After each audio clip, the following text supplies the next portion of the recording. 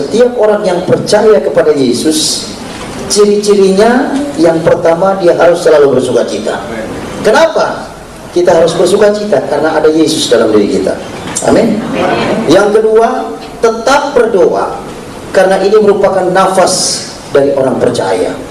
Dan yang ketiga adalah mengucap syukur di dalam segala hal. Amin. Ini saudara bisa dapatkan dalam 1 Tesalonika 5 ayat 16, 17 dan 18. Puji nama Tuhan, saya berterima kasih pada Roh Kudus lewat hambanya yang ada di tempat ini, memberikan kesempatan kepada saya untuk menyampaikan isi hati Allah pada pagi yang diberkati ini. Ada pepatah mengatakan, tak kenal maka tak sayang. Izinkan saya perkenalkan terlebih dahulu nama asli dari mana. Saudara, nama saya Pendeta Daud Silwanus Rajawali. Saya berasal dari Kutai, Bapak Kutai, Ibu Sunda. Hasilnya kayak orang Manado katanya. Ya, puji Tuhan. Yang jelas saya ini orang Indonesia. Saudara, sebelum saya percaya kepada Yesus, dulunya saya ini seorang kiai haji. Saudara mungkin kaget ya, kok bisanya kiai haji ini bisa apa? Jadi pendeta. Ya, inilah ajaibnya Yesus yang kita percaya. Amin. Inilah ajaibnya Yesus yang kita percaya. Sebagaimana dikatakan dalam satu firman, tidak ada seorang pun yang mengatakan Yesus itu Tuhan kalau tidak digerakkan oleh Roh Kudus. Amin. Saudara, memang kalau secara logika saya pun hampir sampai sekarang ini hampir tidak percaya. Kenapa? Kok bisanya seperti itu? Tetapi inilah kuasa Allah. Kuasa Allah sekarang ini sedang dinyatakan di mana saja. Saudara, mungkin sudah bertanya, bagaimana Bapak ini? Kok bisanya Tuhan proses Bapak menjadi orang percaya? Sebagian mungkin sudah banyak yang dengar. Ada yang melalui kaset, ada yang melalui kesaksian tadi malam. Puji Tuhan saudara, sebagaimana saya katakan, bukan satu kebetulan. Pada saat mana saudara saya diangkat menjadi ulama hikmah. Saudara, di dalam Islam ini ada beberapa ulama ya, ada beberapa kiai. Ada kiai hikmah, ada kiai dakwah, ada kiai Quran, ada kiai tafsir, ada kiai wafat, macam-macam saudara. Ada berbagai macam kiai. Tapi untuk saya pribadi adalah kiai hikmah. Mungkin saudara bertanya, kiai hikmah ini apa? Kiai hikmah ini kalau saudara tahu, kalau umpamanya saudara pernah mendengar apa yang dinamanya dunia spiritisme, okultisme, dunia gaib, kemudian dunia jin, saudara perlu saudara ketahui yang membidangi itu adalah kiai hikmah. Kalau saudara juga melihat bagaimana orang dibacok tidak mempan, kemudian ditembak tidak mempan, udah bagaimana cara seperti mereka lakukan kepada beberapa dia demonstrasikan kepada orang-orang, saudara, itu banyakkan kiai hikmah yang menangani. Dan saudara, saya dinobatkan menjadi kiai hikmah ini sejak umur 15 tahun. Dan saudara, sejak saya umur 15 tahun dinobatkan menjadi kiai hikmah ini, saya memelihara kurang lebih 5.000 jin. Kemudian di samping itu saya mempunyai amalan. Amalan ini tidak tanggung-tanggung yang menyangkut hidup saya juga. Sebelum umur 40 tahun kami tidak boleh menikah lebih dulu. Kemudian di samping itu ada berbagai disiplin. Setiap tahunnya kami harus sisihkan waktu kami 4 bulan untuk semedi. Dan saudara, kebiasaan saya melakukan semedi ini kalau tidak di Mekah, di masjid-masjid tua, atau tidak di makam-makam wali. Tapi entah kenapa tahun 1996 saya digerakkan hati saya untuk bertirakat di satu masjid terbesar di Asia Tenggara. Adapun masjid itu adalah Masjid Istiqlal di Jakarta. Dan saya menempati di lantai 2. Saudara, baru berjalan waktu itu 2 bulan saya lakukan tirakat ini, saya jalankan semedi ini. Tiba-tiba saudara, ada seorang satpam yang datang kepada saya dan mengemukakan masalahnya. Dia kata, Pak Kiai, saya mau minta bantuan sama Bapak. Bantuan apa? Saya bilang, saya ini sedang tirakat. Saya bilang, sebenarnya tidak bisa diganggu, tapi dia bilang ini penting sekali, ini masalah masjid. Oh baik. Dia bilang, apa itu masalah? Ada selama 2 minggu saya ini sekarang ini menjadi bulan-bulanan dari seorang anak muda yang berilmu sakti. Beliau ada di lantai bawah. Terus saya bilang, kenapa? Kami dari pimpinan kami ditugaskan setiap waktu-waktu sholat kami harus bertebaran di masjid ini. Kami harus bangunkan orang-orang yang tidur, orang yang duduk-duduk, untuk mereka berkumpul di lantai 2 ini untuk melakukan sholat berjemaah. Tetapi pada waktu saya mau membangunkan seorang anak muda yang sedang tidur, dalam jarak 2 meter saya dekati anak muda ini, saya sudah tidak bisa dekati dia lagi. Bahkan saya paksakan dengan ilmu saya untuk bisa membangunkan anak muda ini, malah saya terlempar jauh. Dan ini sudah berlangsung kurang lebih 2 minggu. Sehingga kesimpulannya saya merasa bahwa saya ini disepelekan tugas saya. Terus saya rasa karena Bapak seorang kiai hikmah, saya yakin bahwa anak muda ini bisa ditaklukkan oleh Bapak. Saya bilang sebenarnya sederhana kalau menghadapi orang sakti. Kamu dekati orang sakti itu dengan kamu tidak memakai ilmu kamu, karena ilmu kamu masih di bawah dia. Jadi kamu dekati dia tanpa memakai dengan ilmu kamu. Oh begitu. Jadi sekarang ini kamu pergi ke lantai bawah, di lantai 1, kemudian kamu bangunkan anak muda itu, dan apabila dia sudah bangun, cepat suruh dia menghadap saya. Oh baik Pak, dia lakukan. Pada waktu dia turun ke bawah, kemudian dia lakukan apa yang saya suruh, dan ternyata benar. Pada waktu dia dekati, kemudian dia bangunkan, ternyata terbangun anak muda ini. Dengan mudah dia dekati. Dan pada waktu dia bangun, karena selama 2 minggu dia lakukan itu tidak berhasil, dan baru hari itu dia berhasil, dia sempat terkejut. Pada waktu dia bangunkan, anak muda ini langsung tanya, kenapa kamu bangunkan saya? Langsung satpam ini katakan, ada seorang kiai di lantai 2 mau bertemu dengan adik. Mari saya antarkan adik ke lantai 2. Tanpa panjang omong lagi, anak muda langsung katakan, baik, antarkan saya ke lantai 2. Sampai di lantai 2, saudara, bertemulah dengan saya. Pada waktu bertemu, kebiasaan dari orang muslim ini kalau ketemu dengan kiai, saudara, yang pertama mereka lakukan adalah mereka pegang tangan kiai itu, mereka cium tangan kiai itu, kemudian mereka ucapkan assalamualaikum. Tetapi itu tidak dia lakukan kepada saya. Pada waktu dia sampai di depan saya, dengan santainya dia dekati saya, kemudian dia berjabat tangan dengan saya, kemudian dia katakan, halo Pak Kiai, apa kabar? Saudara, sejak saya dinobatkan menjadi kiai ini, belum pernah saya menghadapi orang menyapa saya seperti itu. Bahkan kadang-kadang ada orang Kristen yang datang kepada saya mengucapkan assalamualaikum juga. Tapi baru kali itu saya disapa seperti itu. Terpikir oleh saya, ini anak muda ini benar-benar apa? Menyepelekan saya. Dan saya mempunyai pemikiran mungkin karena ilmunya lebih tinggi dari saya. Jadi saya pikir, oh tidak jadi masalah. Pada waktu dia duduk, langsung saya tegur. Anak muda, saya boleh tanya, siapa nama kamu? Anak muda ini langsung katakan, Pak Kiai, nama saya ini Alfian. Konon saya dengar dari seorang satpam yang antar kamu tadi, saya bilang, kamu katanya memiliki ilmu yang sakti. Di luar dugaan saudara, apa jawab anak muda ini? Pak Kiai, bukan saya yang berilmu sakti, tetapi Yesus yang ada dalam diri saya yang memiliki kesaktian itu. Pada waktu dia ngomong Yesus, saudara, saya sempat terkejut. Apa kamu bilang Yesus? Saya bilang, ya. Bahkan kehidupan saya ini Pak Kiai, bukan saya lagi, tetapi Yesus yang ada dalam diri saya. Lebih aneh lagi saya. Langsung saya pikir, kalau begitu kamu ini orang Nasrani. Betul. Dalam pikiran saya, anak muda ini mungkin datang ke masjid ini dalam rangka untuk dia ini mau masuk Islam. Kenapa? Tahun 96 itu saudara bisa lihat keadaan Indonesia ini ya, khususnya tanah di daerah Jawa ini, ada banyak gereja dihancurkan, ada banyak orang-orang orang-orang percaya dikejar-kejar, ada banyak orang-orang percaya bahkan dibantai. Saya berpikir, oh mungkin dia mau masuk apa? Islam. Ternyata tidak, saudara. Waktu saya tanyakan dia, Alfian, kamu ini seorang Nasrani, tapi kok kenapa kamu ini tinggal di dalam masjid? Bahkan kamu sudah 2 minggu ada di masjid ini. Dia katakan, saya senang di masjid ini Pak Kiai, karena ini rumah Tuhan. Saya bilang, nggak salah kalau kamu katakan ini rumah Tuhan.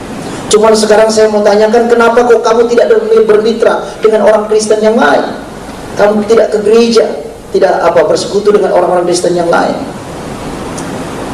Dengan tenang Alfian katakan, perlu Pak Kiai ketahui bahwa sekarang ini gereja sedang sakit. Saya bilang, sakit apa? Ada banyak orang-orang Kristen, mereka datang ke gereja bukan menyembah Allah dalam roh dan kebenaran, bukan mereka membaca kebenaran firman Tuhan, bukan mereka untuk memuji nama Tuhan, tetapi mereka mengagung-agungkan akan golongan mereka. Mereka katakan golongan kamilah yang benar, golongan kamilah yang akan ke surga, golongan Kristen kamilah yang akan masuk ke dalam kerajaan surga, sementara golongan Kristen yang lain itu tidak masuk dalam kerajaan surga. Padahal mereka itu adalah satu kesatuan tubuh Kristus. Mendengar seperti itu, langsung saya tanyakan lagi, bagaimana dengan kamu? Untuk saya pribadi, Pak, saya tidak perlu khawatir karena di dalam diri saya ada Yesus. Saudara, setiap kali dia ngomong selalu tidak pernah dia apa? Tidak pernah dia tidak selipkan Yesus. Sehingga membuat saya bertanya, saya pikir siapa ini Yesus ini? Langsung saya tanyakan kepada Alfian, Alfian, dari tadi kamu selalu mengalaskan Yesus, selalu Yesus. Saya bilang, sebenarnya Yesus itu siapa sih? Apa Alfian katakan? Bapak ingin dengarkan apa Yesus ini? Oh ya, saya bilang. Tidak tanggung-tanggung dia saksikan Yesus itu dari jam 4 sore sampai jam 10 malam. Dia saksikan dengan begitu berapi-api mengenai Yesus ini. Herannya dari jam 4 sore sampai jam 10 malam itu mulut saya ini terkatup hanya mendengarkan kesaksian dia. Dan saudara, setiap dia pekikan nama Yesus, ada kurang lebih 148 ilmu yang ada dalam diri saya, satu persatu hilang kuasanya. Pada waktu dia sudah jam 10 malam dia saksikan mengenai Yesus itu, sempat terhenti sejenak. Langsung saya angkat bicara, saya bilang, Alfian, tunggu sebentar. Kamu ini menyaksikan Yesus begitu berani, dan kamu menyaksikan Yesus ini bukan di gereja ini, saya bilang. Ini dalam masjid, saya bilang. Bagaimana bisa jadi kamu seberani ini? Dia bilang, inilah yang diinginkan oleh Yesus yang ada dalam diri saya. Saya harus saksikan Yesus itu kepada Bapa. Saat itu sempat saya agak sedikit marah, saudara, karena dia begitu tegas menunjuk kepada saya. Saya bilang, baik, kalau kamu katakan seperti itu, sekarang ini kamu akan saya tahan di tempat ini. Saya akan tes Yesus yang ada dalam diri kamu dengan satu catatan. Apabila Yesus yang ada dalam diri kamu kalah dengan ilmu saya, maka besok juga kamu harus ucapkan 2 kalimat syahadat dan kamu harus ikut sholat subuh berjemaah bersama saya di lantai 2 ini. Kamu siap terima tantangan saya? Alfian dengan tenang dia katakan, kalau itu yang diinginkan oleh Yesus yang ada dalam diri saya, maka saya akan terima tantangan Bapak di dalam nama Yesus. Hilang lagi ilmu satu. Saat seperti itu, saya sempat sadari bahwa di dalam nama Yesus ada kuasa. Saya sempat berpikir, luar biasa ini anak muda ini. Anak muda itu kurang lebih umurnya sekitar 25 tahun.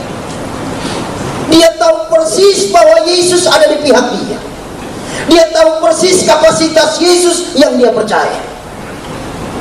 Dan pada saat itu langsung saya bilang, baik, kalau kamu memang berani menerima tantangan saya, sekarang juga saya persilakan kamu untuk mempersiapkan diri. Ada mungkin ritual yang kamu harus lakukan untuk mempersiapkan dalam pertandingan ini, saya juga akan mempersiapkan ini. Saudara, pada waktu saya sementara mempersiapkan diri, kurang lebih hampir 2 jam saya persiapkan diri saya dengan berbagai ritual yang saya lakukan. Yang saya lihat, Alfian ini tenang-tenang saja. Tidak ada satu reaksi apapun yang dia lakukan. Sepengetahuan saya, biasanya kalau orang Kristen mau persiapan, paling tidak berhubungan dengan Tuhan dengan berdoa. Kadang-kadang mungkin bertelut, kemudian lipat tangan, tutup mata. Tapi ini dia tidak lakukan sama sekali. Dia duduk dengan tenang. Sehingga membuat saya penasaran. Saya langsung tinggalkan sejenak. Saya punya persiapan. Saya dekati dia. Alfian, boleh saya tanya sebentar? Oh boleh Pak, silakan. Ini saya hampir 2 jam mempersiapkan diri. Tapi yang saya lihat kok kamu tenang-tenang saja. Alfian dengan senyum dia katakan, Bapak ini mau lawan saya atau mau lawan Yesus yang ada dalam diri saya? Iya, saya bilang saya akan lawan Yesus yang ada dalam diri kamu. Tapi paling tidak kamu harus ada persiapan. Dia bilang, kalau itu yang Bapak mau, maka saya persilakan biarlah Yesus yang berperang ganti saya, dan saya cukup diam saja. Belakangan saya tahu setelah saya jadi hamba Tuhan, ini firman Tuhan, saudara. Pada waktu dia katakan seperti itu, saya udah gak bisa ngomong, saudara. Saya bilang, oke, silahkan teruskan kamu punya apa, persiapan. Saya juga akan rampungkan. Sempat terpikir oleh saya, beberapa kali dia pekikan nama Yesus, ilmu saya hilang satu persatu. Saya bilang, ini perlu bantuan, saya bilang. Saat itu langsung saya panggil jin yang saya pelihara. Saat itu saya bilang, jin, sini dulu. Saya melawak, saya mendapat satu musuh yang tidak tanggung-tanggung. Masih muda. Yang herannya setiap dia pekikan nama Yesus, ilmu saya hilang satu persatu. Bahkan entah berapa ilmu yang sudah hilang, saya bilang. Dan saudara perlu ketahui, untuk mendapatkan ilmu ini bukan gampang, saudara. Satu ilmu saja taruhannya hampir mati dan hidup. Kadang harus dikubur 3 hari 3 malam dengan hanya selang apa ke atas, satu selang ke atas, saudara, melalui mulut. Kadang kita harus berendam di air selama 1 minggu. Itu kalau fisiknya tidak kuat, salah-salah bisa gila. Tapi herannya, saudara, ilmu yang sudah begitu susah saya dapatkan hanya dalam nama Yesus. Takluk. Saudara bisa bayangkan bagaimana kuasa nama Yesus ini. Dan saat itu langsung saya bilang, bagaimana saya harus hadapi dia. Ternyata jin ini sudah mengantisipasi selama 2 minggu kedatangan dari Alfian ini. Dia katakan, Pak Kiai, waktu dia datang ke masjid ini, kedatangannya saja tidak diketahui, tiba-tiba sudah ada di tempat ini. Lebih herannya lagi, seorang satpam yang mau dengan tulus mau membangunkan dia sholat, dalam jarak 2 meter sudah terlempar. Itu dia dalam keadaan tidur. Kami pikirkan kalau umpamanya dia melek lebih parah lagi nanti. Lalu bagaimana saya bilang harus hadapi dia? Apa dia katakan? Waktu itu Bapak tidak memberikan mandat kepada kami. Tapi kalau Bapak memberikan mandat kepada kami untuk menghancurkan Yesus yang ada dalam diri Alfian ini, terlalu kecil, karena kami armadanya kurang lebih 5.000. Oh baik, sekarang ini saya andalkan kamu. Karena selama ini saya andalkan kamu, tidak pernah saya kecewa. Maka sekarang ini saya andalkan kamu. Apa syarat? Syaratnya adalah Bapak harus tidur dan anak muda itu harus tidur. Dan kami akan lawan Yesus yang ada dalam dirinya. Oh begitu? Baik. Saya langsung pergi ke anak muda ini, kemudian saya bilang, Alfian, ada aturan main dalam pertandingan ini. Kamu harus tidur dan saya juga harus tidur. Dan Yesus yang ada dalam diri kamu akan berperang dengan ilmu saya. Kamu siap menerima ini aturan main ini? Dengan tenang dia katakan, kalau itu yang Yesus inginkan dalam pertandingan ini, maka saya terima dalam nama Yesus. Hilang lagi satu, saudara. Saudara, saat itu saya benar-benar sedikit gentar, saudara. Karena apa? Saya melihat ada kuasa di dalam nama Yesus ini. Tapi saat itu saya tidak hiraukan, karena saya tahu persis ada backing saya. Saat itu langsung saya bilang, baik Alfian, sekarang ini kita akan mulai tepat jam 12 malam. Saat itu saya berikan tempat dia, kemudian saya juga tidak berapa jauh, kami bersama berdampingan saat itu tidurnya. Sebelum dia tidur, dia minta satu syarat. Pak, saya minta satu syarat. Kalau Bapak banyak syarat, saya satu syarat aja. Apa itu? Saya bilang, apabila Yesus yang ada dalam diri saya menang atas ilmu Bapak, maka besok juga Bapak harus mengenal Yesus secara pribadi. Siapa? Saya sempat bingung, saudara. Ini ilmu sudah hilang. Saya pikir-pikir, ini kalau umpamanya saya bilang iya, repot juga kalau nggak ada backing. Tapi saya ingat backing saya. Baik, saya bilang saya akan terima. Ada keberanian setelah saya punya backing. Kenapa, saudara? Di saat itu kami tidur. Jam 2.30, di antara setengah sadar dan setengah bermimpi, saya menyanyikan satu lagu. Saudara, yang namanya Kiai Hikmah ini banyak aturannya. Jangankan sampai nyanyi, bersiul saja sudah haram hukumnya, apalagi nyanyi, apalagi nari-nari, saudara. Waduh, lebih parah lagi itu, lebih haram lagi itu. Tapi justru itulah yang saya lakukan. Roh Kudus bekerja secara dahsyat dan ajaib di dalam hati saya saat itu. kemudian dia wujudkan lewat pujian. Saat itu saya menyanyikan satu lagu. Lagu itu belum pernah saya dengar, saudara. Yang namanya kenal dengan orang Kristen aja termasuk tabu. Malah saya nyanyikan satu lagu. Lagu ini mungkin bagi saudara biasa, tapi bagi saya lagu ini luar biasa. Lagunya adalah Allah kuasa melakukan segala perkara. Saya nyanyikan lagu itu dari awal sampai akhir tanpa salah. Dan saya rasakan ada roh damai sejahtera merasuk dalam diri saya. Pada waktu roh damai sejahtera itu masuk dalam diri saya, langsung saya terkejut. Pada waktu saya terkejut, langsung saya ucapkan, astagfirullahaladzim, ada apa dalam diri saya ini? Kok bisanya saya nyanyi? Dan saat itu saya ambil mantra-mantra saya untuk saya keluarkan roh damai sejahtera itu. Karena roh damai sejahtera yang masuk dalam diri saya itu termasuk asing. Karena untuk orang-orang yang memiliki ilmu-ilmu kanuragan, jarang sekali ada damai sejahtera.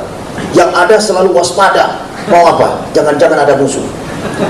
Jadi saat itu saya bergumul untuk mengeluarkan roh damai sejahtera itu. Tapi dengan berbagai mantra yang saya lakukan tetap tidak keluar. Di saat saya bergumul, Alfian yang ada di samping saya ini terbangun, rupanya terusik. Pada waktu dia terbangun, dia lihat dengan tajam mata saya dan dia tersenyum. Langsung dia ulurkan tangannya. Dia bilang, Pak, selamat Pak. Saya bilang, kenapa kamu katakan selamat kepada saya? Ternyata Yesus yang ada dalam diri saya ada juga dalam diri Bapak. Bagaimana bisa jadi kamu katakan itu? Tadi waktu saya tidur, saya sayup mendengar Bapak menyanyi. Saya tahu persis lagu yang Bapak nyanyikan itu lagu yang biasa dinyanyikan oleh orang-orang pengikut Yesus. Saya bilang, iya, kenapa begitu ya? Inilah ajaibnya Yesus yang ada dalam diri saya.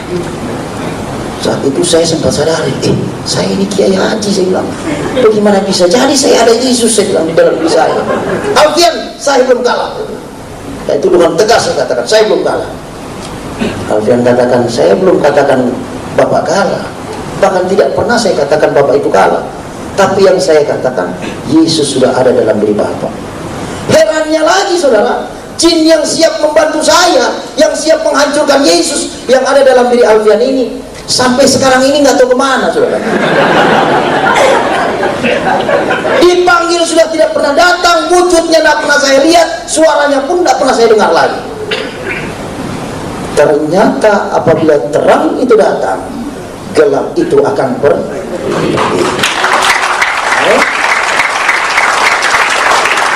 Ada banyak orang tidak mengerti masalah ini. Sudah Yesus masuk dalam dirinya, selalu katakan, saya ini masih begini. Wah, saudara, ini nggak ngerti namanya. Amin. Di mana 2-3 orang berkumpul atas nama Tuhan, Dia ada di sini. Tidak ada kuasa kegelapan yang bisa tahan apa di hadapan hadirat Allah. Amin. Saat itu tetap saya tidak bisa terima, saudara. Saya bilang, Alfian, kamu tahu saya ini seorang pemimpin umat, bagaimana bisa jadi kamu katakan seperti ini? Ya, dia bilang, kalau Yesus sudah ada dalam diri Bapa, Dia sudah berkenan dalam hidup Bapa, Dia tidak akan keluar sampai kapanpun. Lebih bingung lagi saya. Dia bilang, ini gimana kalau begini? Tapi tetap saya tidak bisa terima. Di saat mana setiap kali saya bergumul terus untuk mengeluarkan roh damai sejahtera itu, tepat jam 4.30, setengah 5, azan subuh berkumandang. Saya bilang, Alfian, saya langsung potong cerita. Saya bilang, Alfian, sekarang ini udah sholat subuh. Saya bilang, saya harus pimpin sholat subuh di tempat ini. Kamu mau ikut atau enggak? Alfian katakan, tinggalkan saya di tempat ini bersama dengan Yesus. Silahkan kalau Bapak mau memimpin sholat subuh. Saat itu langsung saya bergegas meninggalkan dia, dan saya memimpin sholat subuh. Karena mujizat pertama saya abaikan, mujizat kedua Tuhan kerjakan. Tidak tanggung-tanggung ini, saudara. Pada waktu saya memimpin sholat subuh, kebiasaan kami di akhir dari sholat subuh, di akhir dari setiap sholat, itu kami mengucapkan 2 kalimat syahadat. Dan sejak saya waktu kecil sampai saya umur 34 waktu itu, yang namanya mengucapkan 2 kalimat syahadat itu belum pernah salah, saudara. Tapi tanggal 10 Oktober tahun 1996 jam 5.30, setengah 6, Saya ucapkan syahadat ini yang lain daripada lain, saudara. Syahadat yang luar biasa. Yang saya ucapkan seperti ini. Asyhadu alla ilaha illallah wa Isa ruhullah. Aku bersaksi bahwa tidak Tuhan selain Allah. Isa adalah rohnya Allah. Saya bilang, ini salah. Saya langsung apa? Saya ulangi lagi. 2 kali tetap seperti itu. 3 kali tetap seperti itu. Sampai 7 kali tetap seperti itu. Saya bilang, bagaimana bisa jadi seperti ini? Saya ulangi sekali lagi, tetap seperti itu. Sampai jemaat yang di belakang sudah mulai bingung. Ini imam kok amin, amin. Karena lisan itu, saudara, kami ucapkan secara perlahan, tidak terdengar dengan orang di belakangnya. Jadi hanya kami dengan Tuhan yang tahu. Saat itu saya bergumul terus, karena apa? Saya harus perbaiki syahadat itu. Karena apa? Apabila syahadat itu tidak benar, maka sholat itu tidak sah. Jadi saya tetap bergumul untuk apa? Memperbaiki syahadat itu. Tapi tetap seperti itu. Baru saya ingat, apa kata Alfian? Bahwa di dalam diri saya sudah ada Yesus. Entah bagaimana, saudara, pikiran saya itu langsung dijamah Tuhan. Saat itu langsung saya pasrah. Dan saya ucapkan di pengimaman itu, Yesus atau Isa Al-Masih, apabila Engkau Tuhan dan Allahku yang harus aku sembah mulai saat ini, dan mulai saat ini aku ikrarkan di hadapanmu bahwa Engkaulah juru selamat pribadiku. Di saat mana saya lakukan itu, saudara, ada sukacita besar yang masuk dalam diri saya. Saya rasa begitu luar biasa saat itu. Saya sukacita, ada damai sejahtera, karena saya sudah izinkan itu masuk dalam diri saya. Dan apa, saudara? Saya saking sukacitanya, saya udah lupa mau mengulangi lagi. Langsung saya ucapkan salam kiri kanan, berjabat tangan dengan jemaat, langsung saya bergegas menemui Alfian. Saking sukacitanya, pikir saya Alfian ini sudah pergi. Ternyata masih ada di tempat itu. Pada waktu dia ada di tempat itu, saya langsung rangkul dia. Kemudian saya bilang, Alfian, ternyata Yesus yang kamu sebut-sebut dari kemarin sore, jam 4 sore itu sampai jam 3 tadi pagi, ternyata dia itu Allah sendiri. Apa kata Alfian? Dari kemarin juga saya bilang itu. Kenapa Bapak tidak percaya? Saya bilang, inilah waktu Tuhan untuk saya, Alfian. Inilah waktu Tuhan untuk saya. Sekarang saya mau tanya pada kamu. Menurut kitab kami, bahwa Nasrani dan Yahudi atau Kristen ini terbagi atas 77 golongan, dan hanya satu yang diterima di sisi Allah. Sekarang saya mau tanya, golongan mana yang diterima di sisi Allah ini? Saya akan ikuti itu. Apa kata Alfian?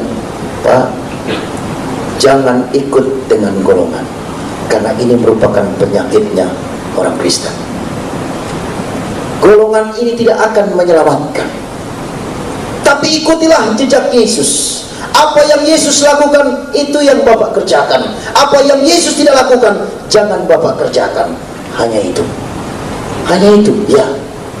Tepat jam 7 pagi, saat itu Alfian mohon pamit. Dia katakan, Pak, sekarang ini semuanya sudah selesai. Ya, saya bilang sudah selesai.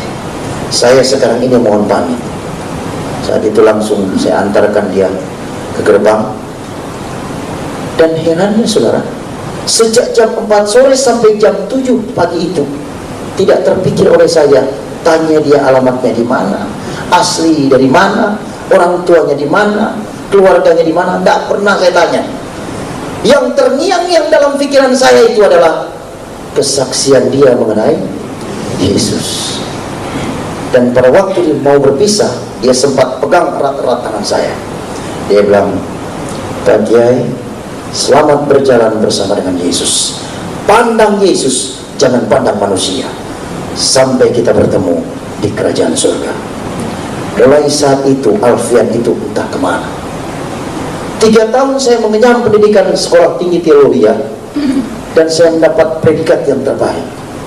Di saat mana saya menggenggam akan ijazah yang sudah diberikan, saya langsung masuk ke kamar. Saat itu saya menangis dan saya berdoa, Tuhan, siapa Alfian itu?